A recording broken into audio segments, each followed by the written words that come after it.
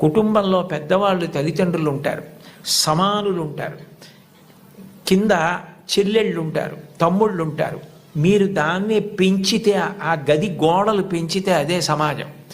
మీరు సమాజంలోకి వచ్చారనుకోండి, మీకన్నా బాగా చదువుకునే వాళ్ళు ఉంటారు. మీకన్నా బాగా చదువుకునే వాళ్ళని చూసి మీరు అసూయ పడకూడదు. వీళ్ళు ఎంత కష్టపడితే నాకన్నా ఇన్ని మార్కులు సంపాదించగలిగారు, కాబట్టి నేను కూడా కష్టపడతాను, కష్టపడి వీళ్లతో సమాన స్థాయిని పొందుతానని వాళ్ళని గౌరవించడం నేర్చుకోండి. మీతో సమానంగా మార్కులు వచ్చేవాళ్ళు ఉంటారు, నాతో సమానుడు అనకండి. అఫీషియల్ లాంగ్వేజ్లో మై ఈక్వలెంట్ కౌంటర్ పార్ట్ అంటుంటారు. అలా ఉదాసీన భావం పొందకండి.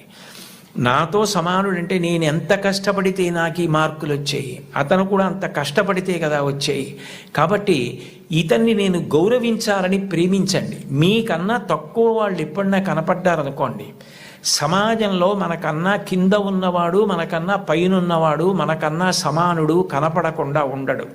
ఈ ముగ్గురు కనపడి తీరుతారు మీకు. మీకన్నా చిన్నవాడు కనపడితే మీరు పరిహసించడం, వెటకారం ఆడడం, వాళ్ళని తక్కువ చేసి చూడడం నేర్చుకుంటే అంతకన్నా మానవత్వానికి చేటు ఇంకొకటి లేదు.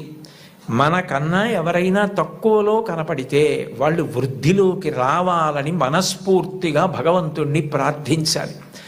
వాళ్ళు గౌరవింపబడాలి అని కోరుకోవాలి. అంతేకాని తక్కువ చేసి చూడడం అన్నది జీవితంలో ఎప్పుడూ నేర్చుకోకూడదు.